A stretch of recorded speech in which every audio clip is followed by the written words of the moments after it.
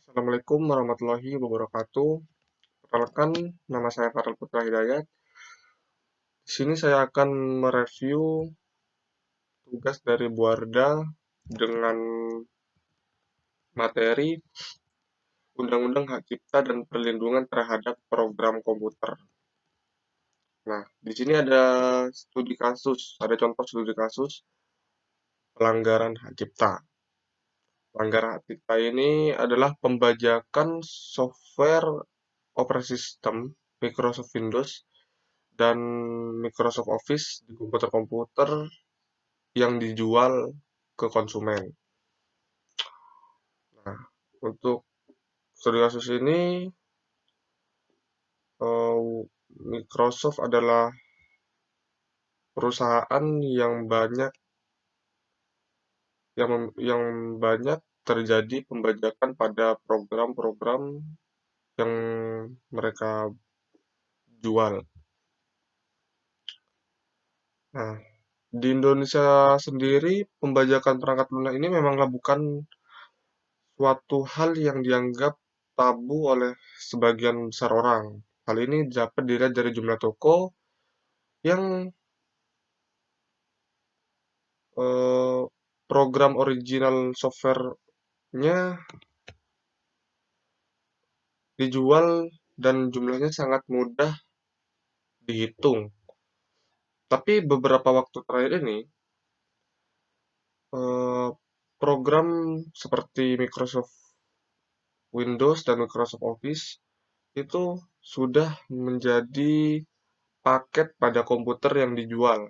Jadi, program tersebut sudah original saat membeli komputer atau laptop yang dijual itu. Jadi, tidak usah lagi konsumen merasa kerepotan pada operasi sistemnya yang sangat mahal. Saat ini sudah satu paket dengan komputer yang dijual. Nah, selanjutnya tinjauan umum Undang-Undang Hak Cipta Republik Indonesia. Yang pertama, kita harus mengerti apa itu hak cipta. Hak cipta ini adalah hak eksklusif bagi pencipta atau penerima hak untuk mengumumkan atau memperbanyak ciptaannya atau memberikan izin dan dengan tidak mengurangi pembatasan-pembatasan menurut peraturan perundang-undangan yang berlaku. Hak cipta yang dimaksud pada undang-undang ini terdiri atas hak ekonomi dan hak moral. Ekonomi ini adalah hak untuk mendapatkan manfaat ekonomi atas ciptaan serta produk hak terkait. Nah, yang kedua adalah hak moral. Hak moral adalah yang melekat pada diri pencipta atau pelaku yang tidak dapat dihilangkan atau dihapus tanpa alasan apapun, walaupun hak cipta atau hak terkait telah dialihkan. Beberapa poin penting yang berkaitan dengan hak cipta. Yang pertama, pengertian pencipta, ciptaan, dan pemegang hak cipta. Apa sih pencipta itu? Pencipta itu adalah seorang atau beberapa orang yang secara bersama-sama atau sendiri atas inspirasinya melahirkan suatu ciptaan berdasarkan kemampuan pikiran, imajinasi, kecekatan, keterampilan, dan keahlian yang dituangkan ke dalam bentuk yang khas dan bersifat pribadi. Nah, sedangkan ciptaan adalah hasil setiap karya pencipta yang menunjukkan keaslian dan dalam lapangan ilmu pengetahuan, seni, atau sastra. Yang selanjutnya adalah pemegang hak cipta. Pemegang hak cipta ini adalah pencipta sebagai pemilik hak cipta atau pihak yang menerima hak tersebut dari pencipta atau hak lain yang menerima lebih lanjut dari pihak yang menerima hak tersebut. Nah, apa sih fungsi-fungsi dan sifat hak cipta? Nah, pada bagian ini fungsi dan sifatnya cipta hak cipta dianggap sebagai benda bergerak.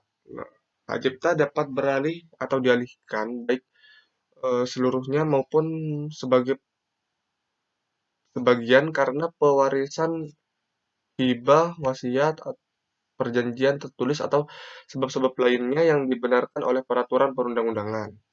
Dalam hal pewarisannya, hak cipta setelah penciptaannya meninggal dunia, maka akan menjadi milik ahli waris atau milik penerima wasiat dan hak cipta tersebut dapat disita kecuali jika hak itu diperoleh dengan cara melawan hukum. Hak cipta selanjutnya hak cipta atas ciptaan yang penciptanya tidak diketahui. Hak cipta atas ciptaan yang tidak diketahui ini seperti contohnya seperti karya peninggalan sejarah, benda budaya nasional atau macam-macam seperti itu. Folk folklore, folklore dan hasil kebudayaan rakyat yang menjadi milik bersama seperti cerita cerita rakyat, hikayat, dongeng, legenda, lagu, dan macam-macam yang dimiliki oleh negara. Untuk mengumumkan atau memperbanyak ciptaan tersebut, orang yang bukan warga negara Indonesia harus terlebih dahulu mendapat izin instansi yang terkait dalam masalah tersebut. Selanjutnya adalah jenis-jenis ciptaan yang dilindungi. Yang pertama adalah buku, program komputer, pamflet, perwajahan, karya tulis, dan macam-macam. Eh, Selanjutnya adalah beberapa hal yang tidak dimiliki oleh hak cipta. Nah, beberapa hal yang tidak dimiliki oleh hak cipta ini yang pertama adalah hasil rapat terbuka lembaga-lembaga negara. Hasil rapat terbuka lembaga-lembaga negara. Yang kedua, peraturan perundang-undangan. Yang ketiga adalah pidato kenegaraan atau pidato pejabat pemerintah. Yang keempat, keputusan pengadilan dan penetapan hakim. Dan yang kelima adalah keputusan badan arbitrase atau keputusan badan-badan sejenis lainnya. Nah, di sini yang selanjutnya adalah beberapa hal yang tidak dianggap sebagai pelanggaran hak cipta. Pengambilan berita aktual baik seluruhnya maupun sebagian dari kantor berita, lembaga penyiaran, dan surat kabar atau sumber jenis lainnya dengan ketentuan sumber harus disebutkan secara lengkap. Nah, di situ tidak dianggap sebagai pelanggaran hak cipta karena sumbernya ditulis secara atau disebutkan secara lengkap.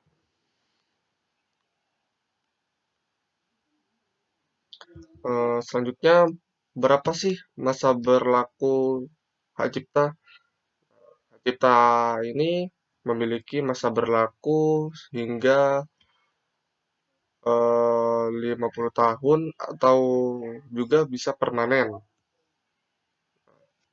Hak cipta atas ciptaan buku, pamflet, dan semua hasil karya tulis lainnya berlaku dan terus berlangsung hingga 50 tahun setelah penciptanya meninggal dunia.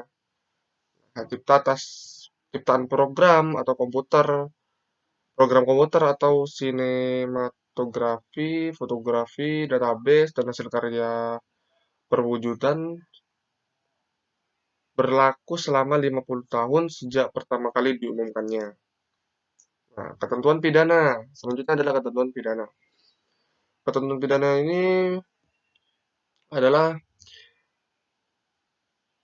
hak eksklusif, hak yang semata-mata diperuntukkan bagi pemegang sehingga tidak ada pihak lain yang boleh memanfaatkan seperti mengumumkan memperbanyak hasil tersebut tanpa izin pemegangnya.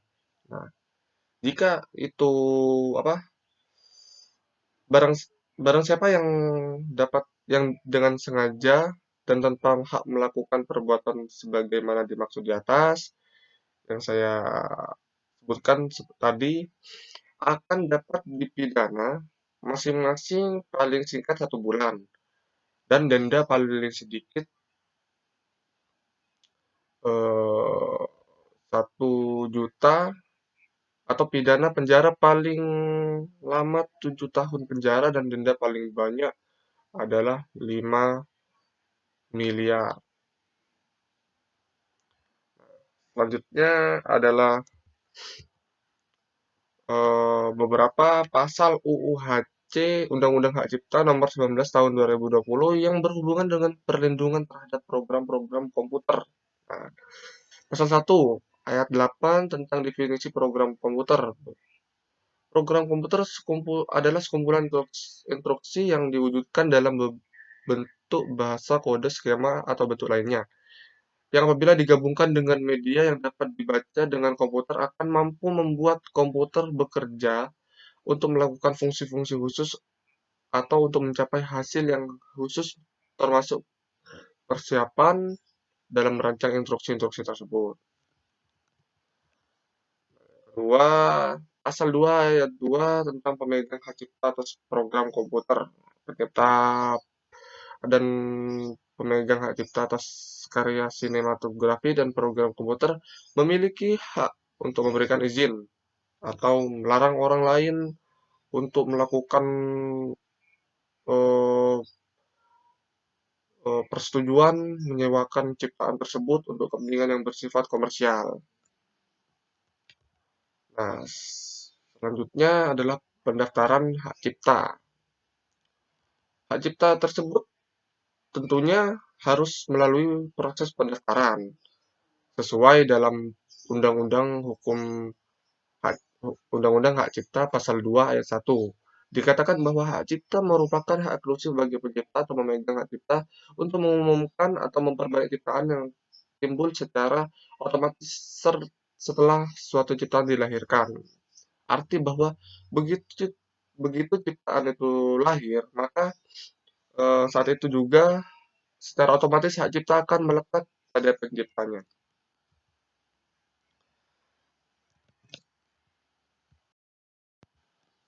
Nah, selanjutnya tentu tentu teman-teman berpikir apakah kita perlu mendaftarkan hak cipta kepada Direktorat Jenderal Hak Cipta dengan program-program perangkat lunak yang berkaitan dengan program-program perangkat lunak komputer. Pada perkembangannya, tentu kita perlu mendaftarkan program komputer ciptaan kita, terutama jika memang program tersebut dapat dibuat dengan tujuan komersial atau membuahkan hasil untuk eh, pembuat atau penciptanya, serta proaktif mendekati target pasar untuk mencegah maraknya atau terjadinya pembajakan program tersebut. Sertifikat pendaftaran hak cipta perangkat lunak akan menjadi prima facie evidence bukti utama untuk proses hukum pasca saat itu terjadi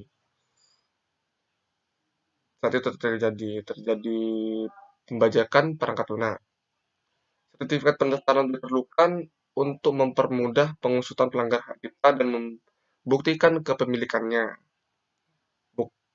Bukti teknis yang dimaksud adalah source code yang digunakan dan lisensi peranti lunak yang terkadang hanya diketahui pengembangnya saja. Nah, di sini teknis pendaftarannya adalah pada pasal 35 UU HC dijelaskan bahwa pendaftaran hak cipta diselenggarakan dan KHI dan akan dimuat dalam daftar umum ciptaan. Tetapi pendaftaran itu bukan persyaratan wajib untuk mendapatkan hak cipta. Dalam undang-undang itu juga dijelaskan tata cara pemberian lisensi pemanfaatan hak cipta yang diantaranya adalah program komputer, yaitu yang pertama Direktorat Jenderal menyelenggarakan pendaftaran ciptaan dan dicatat dalam daftar umum ciptaan. Yang kedua adalah daftar umum ciptaan tersebut dapat dilihat oleh setiap orang tanpa dikenai biaya. Yang ketiga adalah setiap orang dapat memperoleh untuk dirinya sendiri suatu petikan dari daftar umum ciptaan tersebut dengan dikenai biaya. Yang terakhir adalah ketentuan tentang pendaftaran sebagai mana dimaksud pada ayat 1 tidak merupakan kewajiban untuk mendapatkan hak cipta.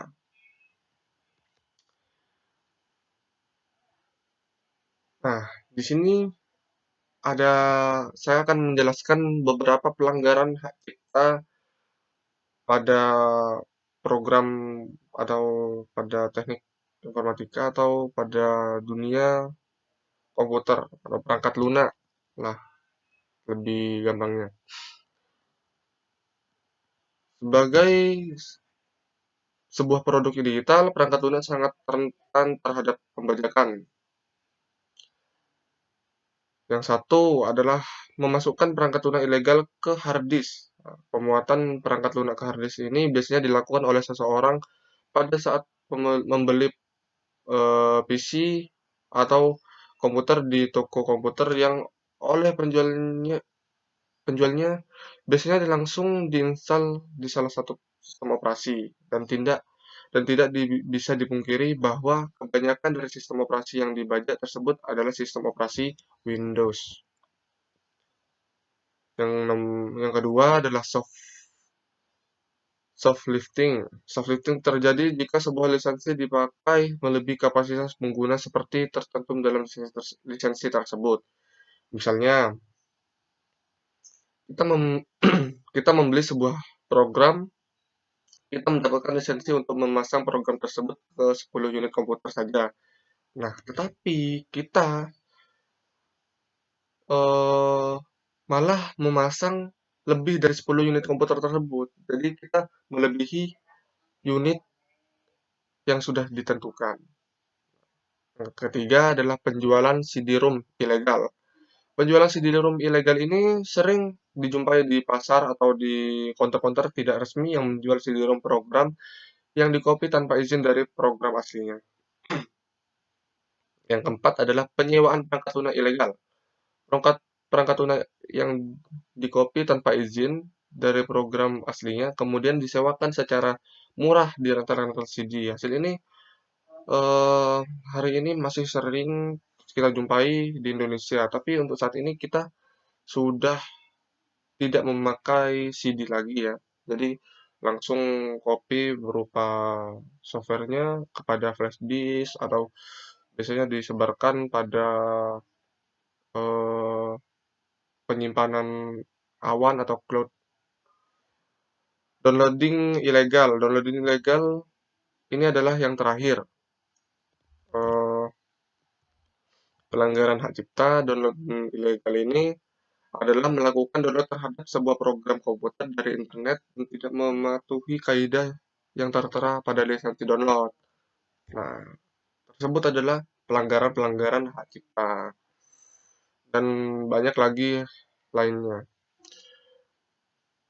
Nah, apa sih penyebab maraknya pelanggaran terhadap hak cipta perangkat lunak di Indonesia? Yang satu alasan yang paling utama adalah bahwa perangkat lunak berbajakan lebih murah dibandingkan dengan membeli lisensi. Contoh seperti eh, perangkat lunak berkisaran 20.000 sedangkan harga lisensinya berharga $200 gitu, sekitar 2 juta gitu. Jadi kan jika kita membeli perangkat lunak yang bajakan tentu kita dapat menghemat atau dapat eh, lebih murah lah untuk membeli perangkat lunak tersebut. Yang kedua adalah data-data yang dimuat dalam format digital memudahkan pemakaiannya melakukan penyalinan pada data-data dari suatu media ke media lainnya. Pada tahun 1980, ketika perusahaan perangkat lunak mulai berkembang, mereka memanfaatkan metode proteksi disk yang membuat orang lain sulit menyalin disk atau program dari suatu media ke lainnya. Sayangnya hal ini menyebabkan pengguna mengalami kesulitan untuk menggunakannya setelah perusahaan perangkat lunak menyadari keuntungan yang dapat dari promosi perangkat lunak dan pembelian perangkat lunak asli tetap tinggi, maka akhirnya mereka meniadakan proteksi penyalinan ini. Nah, yang ketiga alasan lainnya adalah kecenderungan manusia untuk mencoba sesuatu yang baru, apalagi jika ada akses melakukan itu. Dalam hubungan dengan perangkat lunak, orang berusaha mendapatkan program-program rilis terbaru dengan cara membajak melalui fasilitas di internet, downloading digital. Yang keempat adalah belum adanya perangkat undang-undang yang mampu menjerat seseorang secara lebih tegas ketika orang tersebut diketahui menyebarluaskan dan atau menggunakan perangkat lunak secara ilegal. Indonesia telah memiliki undang-undang hak cipta namun belum menempati peran strategis dalam pelaksanaannya. Contoh itu terjadi di Indonesia. Yang terakhir adalah kurangnya kesadaran masyarakat menghargai hasil ciptaan orang lain. Nah, pemikiran ini memanfaatkan ciptaan tanpa izin akan memberikan pengaruh negatif terhadap para pencipta dalam berkreasi, bahkan berdampak buruk terhadap nama Indonesia di mata dunia internasional. Yang terakhir, upaya mengatasi pelanggaran hak cipta. Yang pertama adalah membangun budaya masyarakat menghargai hasil karya orang lain.